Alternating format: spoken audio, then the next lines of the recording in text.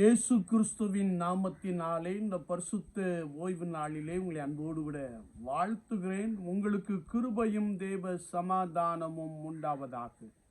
6 நாட்கள் வேலை செய்து பணி செய்து இந்த பரிசுத்த ஓய்வு நாளிலே கர்த்தருடைய சமூகத்திலே வந்து நிற்கிற உங்களை கர்த்தருடைய ஆவியானவர் பலப்படுத்துவார். சிறந்த நன்மையின் ஆசீர்வாதங்களினாலே ஒவ்வொருவரையும் பலமாய் நிரப்புவாராக. ஆமீன், ஆமீன். இந்த நாளிலும் கர்த்தருடைய ஆவியானவர் நமக்கு கொடுக்கிற வார்த்தை பரிசுத்த யோவான் எழுதின சுவிசேஷம் 9ஆம் அதிகாரம் 31ஆம் வசனம் இப்படி சொல்லுகிறது: பாவிகளுக்கு தேவன் செவி கொடுக்கிறதில்லை என்று அறிந்திருக்கிறோம். ஒருவன் தேவ பக்தி உள்ளவனாயிருந்து அவருக்கு சித்தமானதை செய்தால் அவனுக்கு செவி கொடுப்பார் என்று கர்த்தருடைய வசனத்திலே நாம் வாசிக்க முடியும். பாவிகளுக்கு தேவன் செவி கொடுக்கிறதில்லை என்று வேதம் நமக்கு சொல்லுகிறது. பாவிகள் யார் என்ற எண்ணம் நமக்குள்ளே பலமாய் தோன்றக்கூடும். ஆதியாகமத்தின் புஸ்தகம் 3ஆம் அதிகாரம் 6ஆம் வசனத்தின்படி கீழ்ப்படியாமையினாலே பாவம் உட்பிரவேசித்தது என்பதை நாம் அறிந்திருக்கிறோம். முதலாவது குடும்பத்தை ஆண்டவர் உருவாக்கி அழகான ஒரு ஏதேன் தோட்டத்திலே கொண்டு போய் அவர்களை வைத்து, நீங்கள் இந்த தோட்டத்தின் விருட்சத்தின் கனிகள் எல்லாவற்றையும் புசிக்கலாம், ஆனால் தோட்டத்தின் நடுவில் உள்ள விருட்சத்தின் கனியை புசிக்க கூடாது என்று கட்டளை கொடுத்தார். ஆனால் சர்ப்பமானது ஏவாளை வஞ்சித்தபடியினாலே அவர்கள் அதை பறித்து புசித்தார்கள். கீழ்ப்படியாமையினாலே பாவம் செய்தார்கள். பாவம் உலகத்திற்குள்ளே பிரவேசித்ததை நாம் அறிந்திருக்கிறோம்.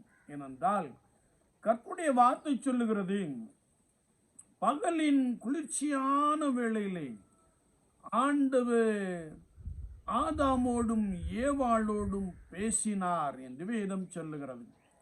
அவர்கள் ஆண்டவருடைய கட்டளையை மீறினபடியினாலே அவர் ஆதாமே ஆதாமே என்று கூப்பிட்ட பொழுது அவர்கள் தங்களை ஒழித்து கொண்ட ஒரு காட்சியை குறித்து நாம் இந்த அதிகாரத்திலே தெளிவாய் அறிந்து கொள்ள முடியும். எனவே வேதம் சொல்லுகிறது, கர்த்தருடைய சத்தத்திற்கு கர்த்தருடைய வார்த்தைக்கு கீழ்ப்படியவில்லை என்றால் அது பாவம் என்று நாம் வேத வாக்கியத்தின் மூலமாக அறிந்து கொள்ள முடியும். இன்னும் ஆதியாகமத்தின் புஸ்தகம் 4ஆம் அதிகாரம் 7ஆம் வசனத்தை நாம் வாசிக்கின்ற பொழுது, நன்மை செய்ய அறிந்திருந்தும் அதை செய்யாமல் போனால் பாவம் என்று வேதம் சொல்லுகிறது. இன்னும் ஆதியாகமம் 13:13 நாம் வாசிக்கின்ற பொழுது அங்கே கர்த்தருடைய வார்த்தை சொல்லுகிறது, பொல்லாதவர்கள் பாவம் செய்கிறார்கள். நாம் இந்த அதிகாரத்திலே வாசிக்கின்ற பொழுது ஜனங்கள் சீர்கெட்டு போனார்கள், நித்தமும் அவர்களுடைய நினைவுகள் பொல்லாததாய் காணப்பட்டது.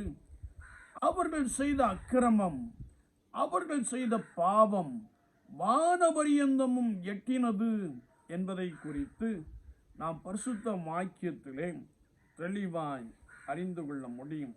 சங்கீதம் 1:1 நாம் வாசிக்கின்ற பொழுது, துன்மார்க்கர் பாவம் செய்கிறார்கள், எனவே துன்மார்க்கருடைய ஆலோசனையில் நடக்க வேண்டாம் என்பதை குறித்தும் நாம் பரிசுத்த வேதாகமத்திலே இன்னும் அறிந்து கொள்ள முடியும். நீதிமொழியின் புஸ்தகம் 24ஆம் அதிகாரம் 9ஆம் வசனத்தை நாம் வாசிக்கின்ற பொழுது, தீய நோக்கம் பாவமாம் என்று வேதம் சொல்லுகிறது. என்னை கேட்டுக்கொண்டிருக்கிற என் அன்பு சகோதரனே சகோதரியே, பாவிகளுக்கு தேவன் செவி கொடுக்க மாட்டார், பாவிகளின் ஜெபத்தை அவர் கேட்கவில்லை என்பதாக நாம் இந்த வசனத்தின் துணையோடு விட தெளிவாய் அறிந்து கொள்ள முடியும். எனவே இந்த உலக வாழ்க்கையிலே நம்முடைய ஜெபம் கேட்கப்பட வேண்டுமே என்றால் நான் ஆண்டவரோடு கூட உள்ள தொடர்பிலே பரிசுத்தத்தோடு கூட நாம் காணப்பட வேண்டும் என்பதை குறித்து வசனம் மிக ஆழமாக கற்றுக் கொடுக்கிறது. எந்த ஒரு மனிதன், எந்த ஒரு மனுஷி, எந்த ஒரு குடும்பம் பரிசுத்தத்தோடு கூட காணப்படுகிறார்களோ அவர்களோடு கூட தேவன் இடைப்படுகிறவராக இருக்கிறார்.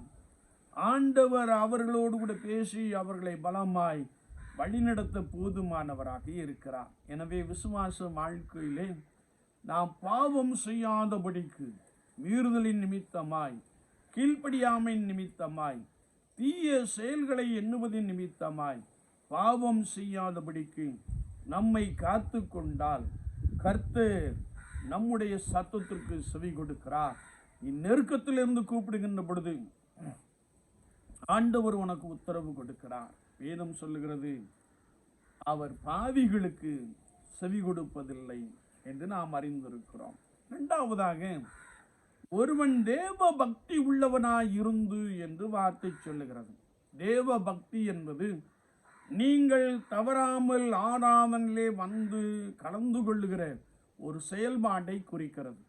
மற்ற சமயத்தை சார்ந்தவர்களை நாம் பார்க்கின்ற பொழுது நம்மை காட்டிலும் வைராக்கியத்தோடு கூட, பக்தி வைராக்கியத்தோடு கூட செயல்படுகின்ற அநேக சம்பவங்களை நாம் அறிந்திருக்கிறோம். குறிப்பாக வெகு தூரம் விரதம் இருந்து காலிலே செருப்பில்லாதபடிக்கு நடக்கின்ற ஒரு காட்சியை நாம் பார்க்கிறோம். அதே போலத்தான் அநேகர் ஒருவேளை ஞாயிற்றுக்கிழமை ஆராதனை என்றால் அந்த பக்தி பரவசத்தோடு கூட ஆலயத்திற்கு கடந்து வருவதை நாம் நன்றாய் அறிந்திருக்க முடியும். ஆனால் இந்த பக்தி நம்மை கர்த்தரண்டை வழிநடத்த முடியாது என்பதை நாம் நன்றாய் அறிந்து கொள்ள வேண்டும். ஏனென்றால் வசனம் சொல்லுகிறது, ஏசாயா தீர்க்கதரிசியின் புஸ்தகம் 66ஆம் அதிகாரம் 2ஆம் வசனத்திலே நாம் வாசிக்கின்ற பொழுது, தேவ வசனத்திற்கு நடுங்குகிறவனையே நோக்கி பார்ப்பேன் என்று சொல்லுகிறார். நான் பக்தியோடு கூட கர்த்தருடைய வார்த்தைக்கு பயந்து நடுங்கி கர்த்தருக்கு பயந்து வாழுகின்ற ஒரு அனுபவத்தை உடையவர்களாக நாம் இருக்க வேண்டும். அப்போஸ்தலர் 10:2 நாம் வாசிக்கின்ற பொழுது கொர்நேலியுவை குறித்து வேதம் சொல்கிறது, அவன் தேவ பக்தி உள்ளவனும் தன் வீட்டார் அனைவரோடும் தேவனுக்கு பயந்தவனுமாய் இருந்து என்று வசனத்திலே நாம் வாசிக்க முடியும். கொர்நேலியு தேவனுக்கு பயந்த மனிதனாய் தன் வீட்டார் அனைவரோடு கூட காணப்பட்டபடியினாலும், அவன் எப்பொழுதும் தேவனை நோக்கி ஜெபம் பண்ணி கொண்டிருந்தபடியினாலும் ஆண்டவர் அவனுக்கு தரிசனத்தை கொடுத்தார். கர்த்தருடைய ஆவியானவர் அவனோடு கூட இடைப்பட்டார். நீ பேதுரு என்ற ஒரு மனிதனை அழைப்பி அவன் உனக்கும் உன் ஜனத்தாருக்கும் கர்த்தருடைய நாமத்தை அறிவிப்பான் என்று சொல்லுகிற ஒரு வார்த்தையை நாம் வாசிக்க முடியும். ஒருவேளை தேவ பக்தி உள்ளவர்கள் என்ற வார்த்தை தேவ கிருபையினாலே தரிசனங்களை அல்லது தேவனோடு கூட எப்பொழுதும் காத்திருக்கிற அந்த அனுபவங்களை, கர்த்தருக்கு பயந்து கர்த்தருடைய சமூகத்திலே ஜெபிக்கின்ற அந்த அனுபவத்தை உடையவர்களை குறித்து தேவ பக்தி உள்ளவர்கள் என்று வசனம் நமக்கு இன்னும் தெளிவாய் கற்றுக் கொடுக்கிறது. 1 தீமோத்தேயு 6:6 நாம் வாசிக்கின்ற பொழுது, போதும் என்கிற மனதுடன் கூடிய தேவ பக்தியே மிகுந்த ஆதாயம் என்பதை குறித்து நாம் பரிசுத்த வேதாமத்திலே இன்னும் தெளிவாய் அறிந்து கொள்ள முடியும். என்னை கேட்டுக்கொண்டு இருக்கிற என் அன்பு சகோதரனே, சகோதரியே, தேவ பக்தி என்பது வெறுமனே ஆலயம் வந்து செல்லுகிற ஒரு அனுபவம் அல்ல. தேவனோடு கூட காத்திருந்து தரிசனங்களை பெற்றுக்கொள்ளுகிற ஒரு அனுபவம் என்பதை குறித்து பரிசுத்த வேதாகமத்திலே நாம் இன்னும் அதிகமாய் அறிந்து கொள்ள முடியும். பரிசுத்த லூக்கா எழுதின சுவிசேஷம் 2ஆம் அதிகாரம் 25ஆம் வார்த்தையை நாம் வாசிக்கின்ற போது, சிமியோன் என்னும் பெயர் கொண்ட ஒரு மனுஷன் எருசலேமில் இருந்தான். அவன் நீதியும் தேவ பக்தி உள்ளவனும் இஸ்ரவேலின் ஆறுதல் வர காத்திருக்கிறவனுமாய் இருந்தான். அவன் மேல் தேவ ஆவி இருந்தார் என்று பரிசுத்த வாக்கியத்திலே நாம் அதிகமாய் அறிந்து கொள்ள முடியும். என்னை கேட்டுக்கொண்டிருக்கிற என் அன்பு சகோதரனே சகோதரியே, தேவ பக்தி உள்ளவர்கள் என்ற வார்த்தை ஒருவேளை கர்த்தருடைய வசனத்திலே நாம் வாசிக்கின்ற பொழுது அவர்கள் மேல் பரிசுத்த ஆவியானவர் இருந்து அவர்களை வழிநடத்துகிற ஒரு அனுபவத்தை குறித்து பரிசுத்த வாக்கியங்கள் நமக்கு தெளிவாய் கற்றுக் கொடுக்கிறது. நம்மில் அநேகர் பக்தியோடு கூட ஆலயத்திற்கு வருகிறோம். நம்மில் சிலர் தேவ பக்தி நிறைந்தவர்களாக, தரிசனம் பெற்றுக்கொள்ளுகிறவர்களாக, கர்த்தருடைய சமூகத்திலே ஜெபத்திலே காத்திருக்கிறவர்களாக சிலர் மாத்திரம் நாம் காணப்படுகிறோம் என்பதை ஒருபோதும் மறந்துவிட வேண்டாம். எனவேதான் கர்த்தருடைய வார்த்தை சொல்லுகிறது, ஒருவன் தேவ பக்தி உள்ளவனாயிருந்து மூன்றாவதாக அவருக்கு சித்தமானதை செய்தால் என்று வசனத்திலே நாம் வாசிக்கிறோம். நம்மில் அநேகர் பக்தி உள்ளவர்களாக காணப்படுகிறோம். சிலர் தேவ பக்தி நிறைந்தவர்களாக காணப்படுகிறோம். இன்னும் சிலர் அவருக்கு சித்தமானவைகளை செய்கிறவர்களாக இருக்கிறோம் என்பதை குறித்து வசனம் நமக்கு தெளிவாய் கற்பித்துக் கொடுக்கிறது. தேவ சித்தம் என்னவென்றால், நாம் அன்றாடம் ஒருவேளை மாலை ஆராதனையிலே சொல்லுகிறபடி 2 விசை பரமண்டலங்களில் இருக்கிற எங்கள் பிதாவே, நாமம் பரிசுத்தப்படுவதாக, ராஜ்யம் வருவதாக, இப்படி சித்தம் பரமண்டலத்திலே செய்யப்படுகிறது போல பூமியிலேயும் செய்யப்படுவதாக என்ற கர்த்தருடைய ஜெபத்தை நாம் அடிக்கடி உச்சரிக்கின்ற சொல்லுகின்ற ஒரு நபராக காணப்படுகிறோம். மத்தேயு 6:10, லூக்கா 11:22 நாம் வாசிக்கின்ற பொழுது பரமண்டலத்திலே என்ற வார்த்தை ஒருவேளை மோட்சத்தை குறிக்கிறது. ஆங்கிலத்திலே ஹெவன் என்ற ஒரு வார்த்தையை நாம் வாசிக்க முடியும். ஒருவேளை பரிசுத்த ராஜ்யத்திலே அல்லது தேவனுடைய ராஜ்யத்திலே அல்லது மோட்ச லோகத்திலே ஆட்டுக்குட்டியானவருக்கு முன்பதாக மீட்கப்பட்டவர்கள் ரட்சிப்பின் அனுபவத்திலே நிலைத்திருந்து ஜலத்தினாலும் ஆவியினாலும் பிறந்தவர்கள் ஒருவேளை அவருடைய 2ஆம் வருகைக்கு பின்பதாக ஆட்டுக்குட்டியானவருக்கு முன்பதாக இருந்து ஓயாமல் அவரை பாடுகின்ற, அவரை புகழுகின்ற, அவருக்கு அல்லேலுயா பலிகளை செலுத்துகின்ற கூட்டத்தை குறித்து நாம் தெளிவாய் வாசிக்க முடியும். பரலோகத்தில் பரிசுத்த ஜனங்கள் கர்த்தரோடு கூட இருக்கின்ற அந்த சித்தத்தை போல, அந்த கிருபையை போல ஒருவேளை பரலோகத்திற்கு ஒத்த நிலநாட்டமான ஒரு அனுபவம் நாம் மனுஷர்களாய் இந்த பூமியிலே வாழுகின்ற பொழுது நமக்குள்ளே காணப்பட வேண்டும் என்று வசனம் நமக்கு தெளிவாய் கற்றுக் கொடுக்கிறது. எனவேதான் ஒரு விசை கர்த்தராகிய இயேசு கிறிஸ்து சொன்னபோது தேவனுடைய ராஜ்யம் உங்களுக்குள்ளே இருக்கிறது என்று சொன்னார். நான் வாழுகின்ற இடம், நான் இருக்கின்ற இடம், நான் பணி செய்கின்ற இடம் ஒருவேளை பரலோகத்திற்கு ஒத்த நிலநாட்டம் போன்ற ஒரு அனுபவத்தை உடைய ஒரு இடமாக காணப்பட வேண்டும். எனவேதான் உம்முடைய சித்தம் பரமண்டலத்திலே செய்யப்படுகிறது போல பூமியிலேயும் செய்யப்படுவதாக அந்த நித்திய ராஜ்யத்தை நான் அடைவதற்கு அடையாளமாக இந்த பூலோக வாழ்க்கையிலே பரலோகத்தின் அனுபவங்கள் நிறைந்தவர்களாக, பரிசுத்தத்தை காத்து கொள்ளுகிறவர்களாக, கர்த்தருடைய சித்தத்தை செய்கிறவர்களாக, கர்த்தருக்கேற்ற கிரியைகளை நடப்பிக்கிறவர்களாக, ஆவியின் கனிகள் நிறைந்தவர்களாக நாம் இருக்க வேண்டும் என்பதை குறித்து வசனம் நமக்கு மிக தெளிவாக கற்றுக் கொடுக்கிறது. தேவனுடைய ராஜ்யம் எப்படிப்பட்டது என்றால், வேதத்தை நாம் வாசிக்கின்ற பொழுது ரோமர் 14:17 நாம் வாசிக்கிறோம், தேவனுடைய ராஜ்யம் புசிப்பும் குடிப்பும் அல்ல, அது நீதியும் சமாதானமும் பரிசுத்த ஆவியினால் உண்டாகும் சந்தோஷம் என்பதை குறித்து வசனம் நமக்கு இன்னும் ஆழமாய் கற்றுக் கொடுப்பதை நாம் அறிந்து கொள்ள முடியும். பரிசுத்த மார்க்கு 4:26 முதல் 28 வரை நாம் வாசிக்கின்ற பொழுது அங்கே ஒரு மனிதன் விதைத்து இரவிலே தூங்கி மறுநாள் அதை பார்க்கின்ற பொழுது அது ஒரு புதிய தாவரமாக முளைத்து எழும்பி நாளடைவிலே ஒரு விருட்சமாக காணப்படுகின்ற காட்சியை குறித்து வேதம் நமக்கு தெளிவாய் கற்றுக் கொடுக்கிறது.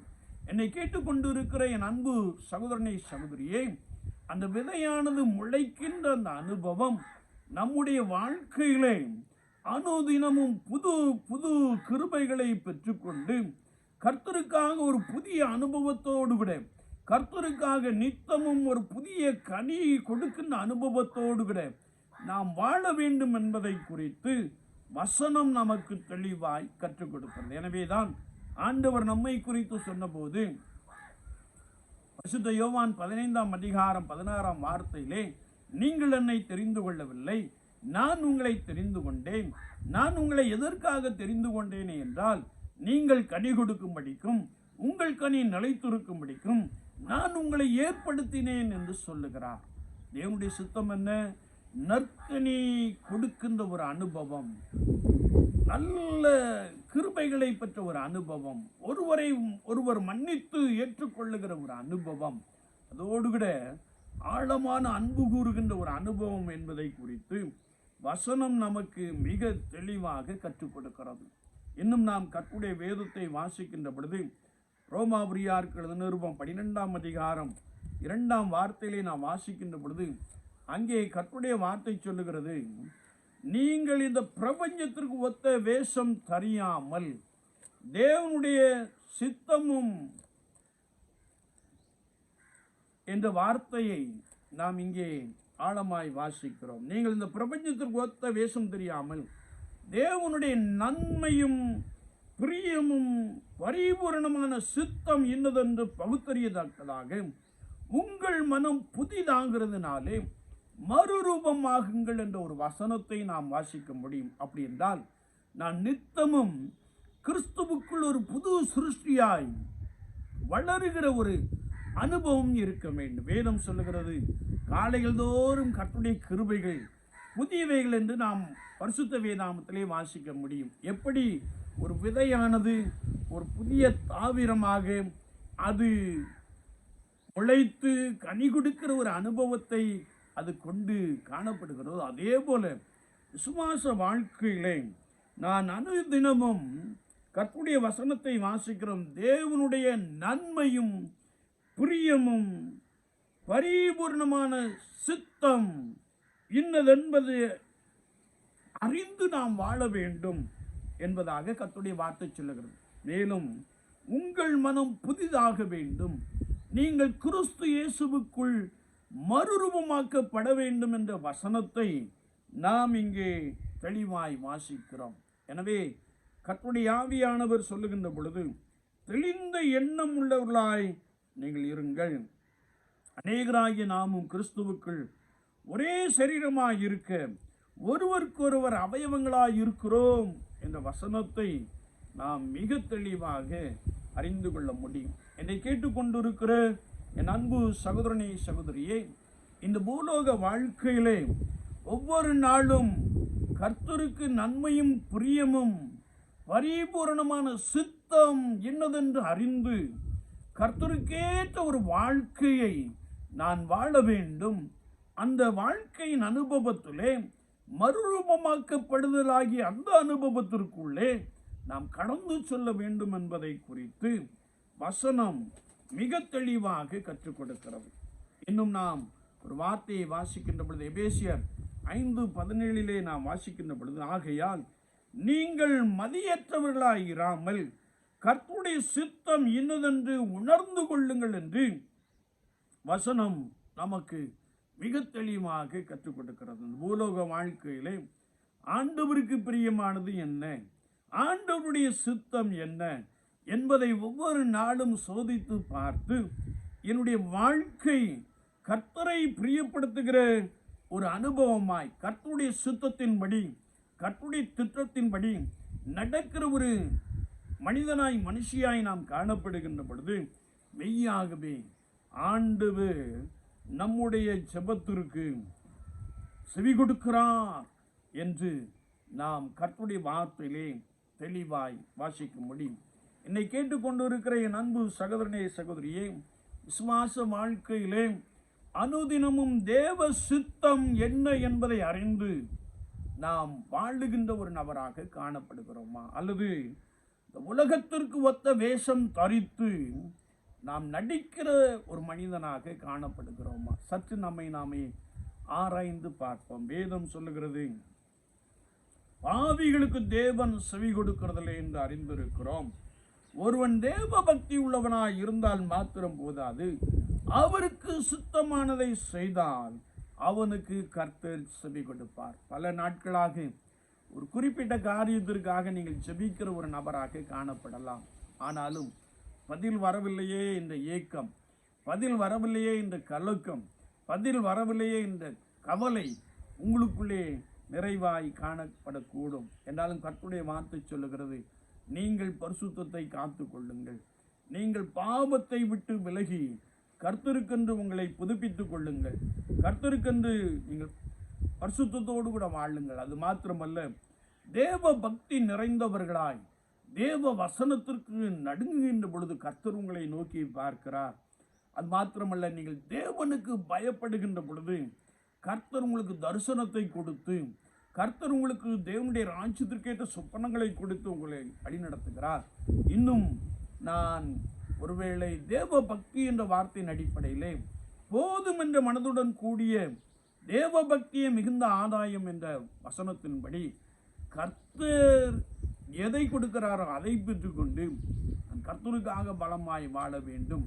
அப்படி வாழுகின்ற பொழுது ஒவ்வொரு நாளும் நாம் தேவனுடைய சுத்தத்தையும் தேவனுடைய திட்டத்தையும் நிறைவேற்றுகிற ஒரு நபராக காணப்படுவோம்.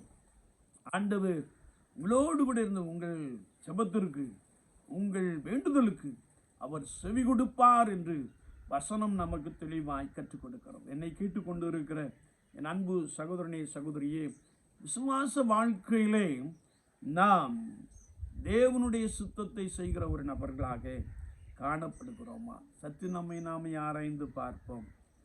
ஆண்டவர் நம்மை பலப்படுத்தும்படியாய் இந்த பிரபஞ்சத்திற்கு ஒத்த வேஷம் தெரியாமல் கர்த்தருக்கு பிரியமானதை நாம் செய்து எல்லாவற்றுக்கு மேலாக கர்த்தரோடு கூட இருக்க பழகி கொண்டு அவருடைய சுத்தம் அறிகிறவர்களாக, அவருடைய திட்டத்தை அறிந்து கொள்ளுகிறவர்களாக நான் பரிசுத்தத்தோடு கூட காணப்படுகின்ற பொழுது ஆண்டவர் ஒவ்வொரு நாளும் உங்களை வழிநடத்த போதுமானவராக இருக்கிறார்.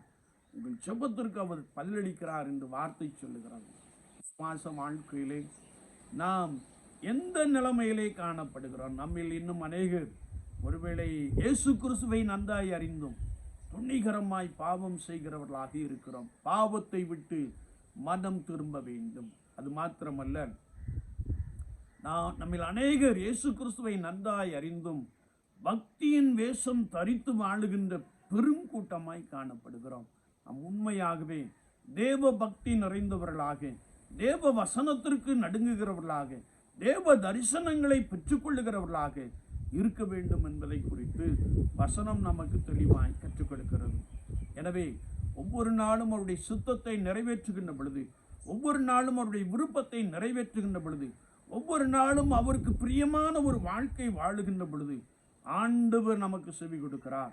ஆண்டவர் நம்மை வழிநடத்த போதுமானவராக இருக்கிறார். அவர் உங்களுக்குள்ளே ஒரு புதிய காரியங்களை செய்து உங்களை மேன்மைப்படுத்த போதுமானவராக இருக்கிறார். ஆண்டவர் நாமே இந்த வார்த்தைகளை கொண்டு உங்களை மனமாய் நடத்துமாறாக.